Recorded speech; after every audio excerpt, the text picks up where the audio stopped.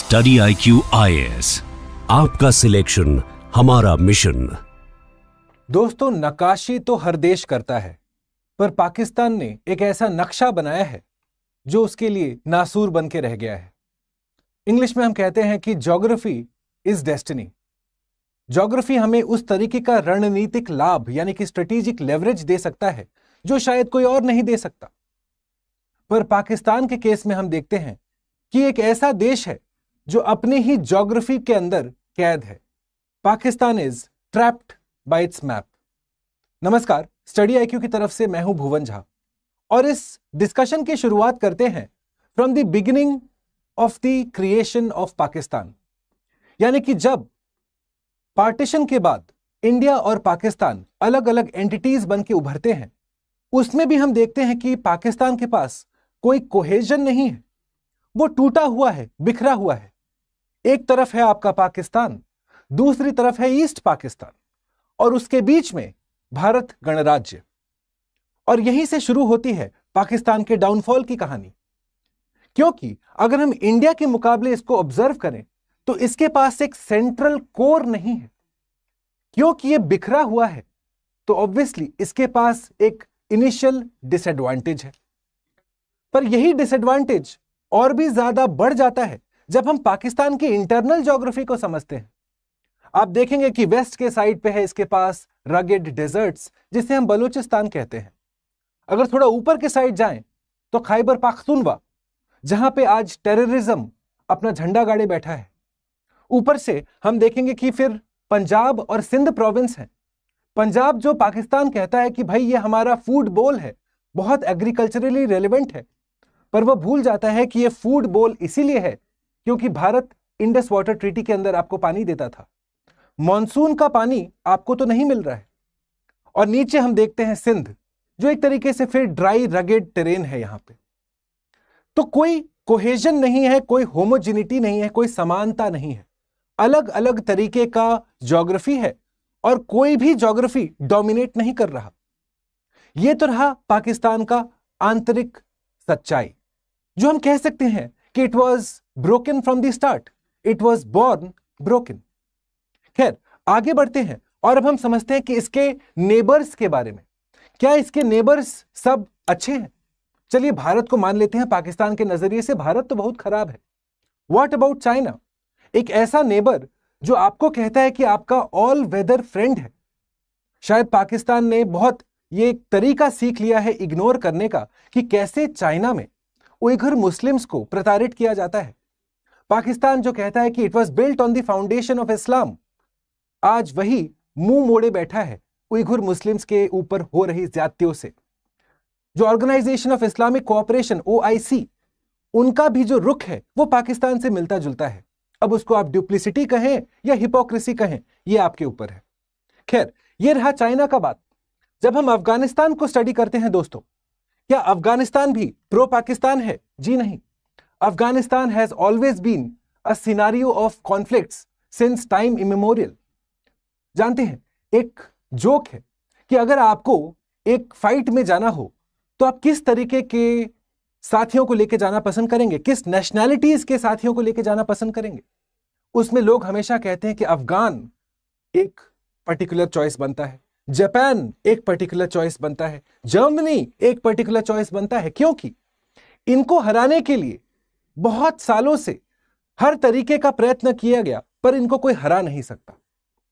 और इसीलिए अफगानिस्तान के अंदर हो रहा केओस, जो उथल पुथल है, वो सीधा सीधा इंपैक्ट करता है पाकिस्तान की तरफ। यानी कि China out of the equation, Afghanistan out of the equation, India चलिए हम और ये तो हमारा तो पुराना रिश्ता है हेट का। तो यानी कि एक हॉस्टाइल नेबरहुड में लिमिटेड ज्योग्राफी के साथ कैसे एक देश सक्सीड कर सकता है, यह सोचने वाली बात है। थोड़ा आगे और हम समझने की कोशिश करें तो आप देखेंगे कि इनके पास एक स्ट्रेटेजिक डेप्थ की कमी देखी जाती है। दोस्तों, ऑपरेशन सिंदूर में हमने क्या नोटिस किया? जब भारत अपनी जवाबी कार्रवाई कर रहा था तो वो रावलपिंडी, सियालकोट, कराची, लाहौर, हर सिटी को हिट कर सकता है। पर क्या पाकिस्तान के पास वो एबिलिटी है? जी नहीं। और ये इसका सीधा इंटरप्रिटेशन मिसाइल से उनके रेंज से नहीं है। इसको हम कहते हैं स्ट्रेटेजिक डेप्थ। स्ट्रेटेजिक डेप्थ का मतलब क्या हुआ कि पाकिस्तान के जितने बड़े शहर हैं वो सारे इसके बॉर्डर के पास में हैं। अगर एक शहर को हम दबा देते हैं या उसको हम कॉन्कर कर लेते हैं तो उसके पास भागने को कोई और जगह नहीं बचा, लड़ने का कोई और एरिया भी नहीं है उनके पास। बॉर्डर जो है बहुत छोटा सा है, पूरा उसका डिस्ट्रीब्यूशन ही छोटा सा है। पर इंडिया के केस में देखिए, आप सीधा सीधा अमृतसर से लेके दिल्ली तक आने में कितने सारे दोआब आपको क्रॉस करने हैं, एक लार्ज एरिया क्रॉस करना है जहां पे भारतीय पलटवार मल्टीपल स्टेजिंग के थ्रू आगे बढ़ सकता है। तो भारत को एक एडवांटेज है पाकिस्तान के ऊपर जिसको कहते हैं स्ट्रेटेजिक डेप्थ, और यह भी ज्योग्राफी डिटरमिन करता है। आगे अगर हम बढ़ते चलें तो हम देखेंगे कि ज्योग्राफी इसका इकोनॉमिक एक्सेस भी ब्लॉक करके रखा है।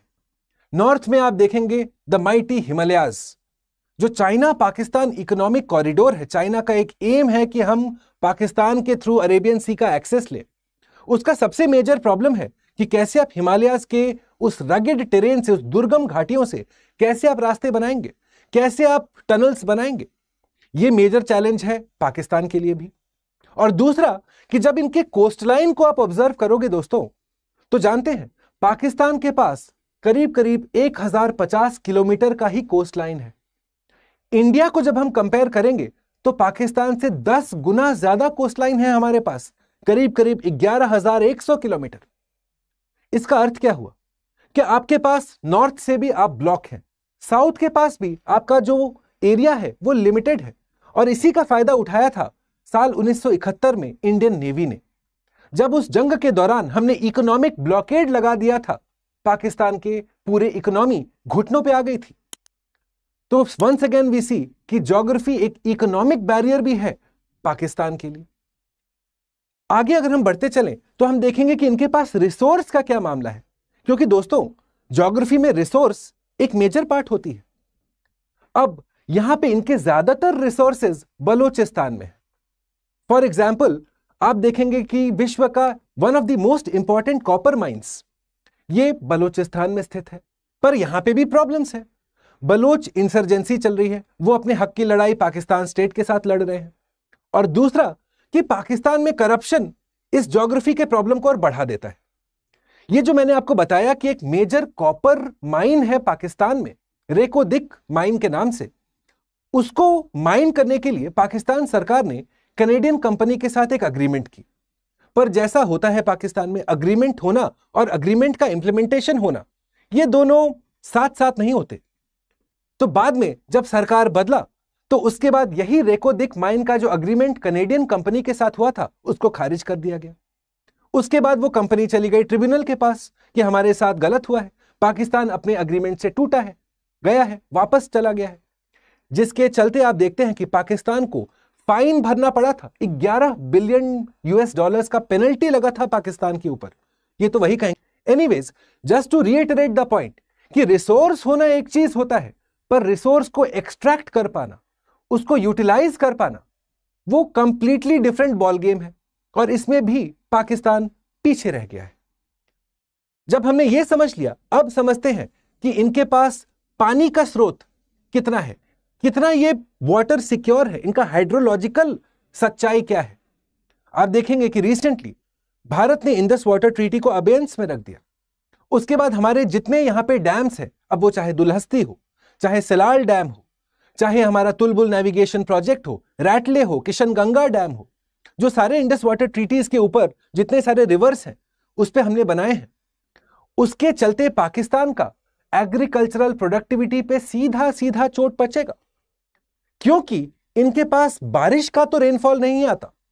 साउथ वेस्ट मॉनसून को जब हम लोग स्टडी करते हैं दोस्तों, तो हम देखते हैं क्योंकि ये साउथ वेस्ट दिशा से आ रहे हैं और कोरियोलिस फोर्स के चलते राइट साइड डिफ्लेक्ट कर रहे हैं, तो ज्यादातर मॉनसूनल रेनफॉल हमारे प्यारे भारतवर्ष को आता है, इनके पास नहीं आता है। तो यानी कि इस साइड से भी आपकी बारिश कम है। ऊपर से जब इंडिया का इंडस वाटर ट्रीटी का पानी हमने रोक दिया तो ऊपर से भी पानी नहीं आ रहा है। यानी कि दोस्तों अब पाकिस्तान को इस एरिया में इनका जो एग्रीकल्चरल प्रोडक्टिविटी है या सहन है या जो जीने का एक तरीका है, वो सारा इंपैक्ट होने वाला है। और वो क्यों हो रहा है? क्योंकि ज्योग्राफी पाकिस्तान के पक्ष में नहीं है। और इसीलिए हम कहते हैं कि दोस्तों, ज्योग्राफी इज डेस्टिनी।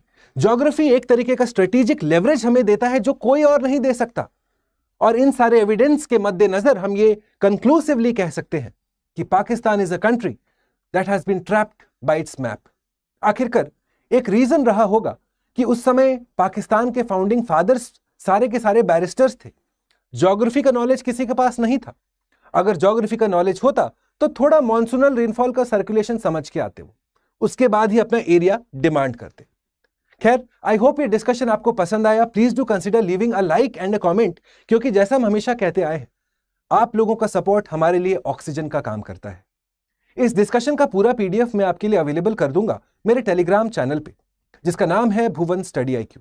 अगर आप सिविल सर्विसेज के लिए प्रिपेयर कर रहे हैं तो ये टेलीग्राम चैनल आपके लिए कतई इंपॉर्टेंट होगा, क्योंकि यहां पे ज्योग्राफी, एनवायरमेंट, डिजास्टर मैनेजमेंट से related important articles, value added material, साथ में topic wise question solving sessions आपके लिए फ्री ऑफ कॉस्ट अरेंज किए जाते हैं।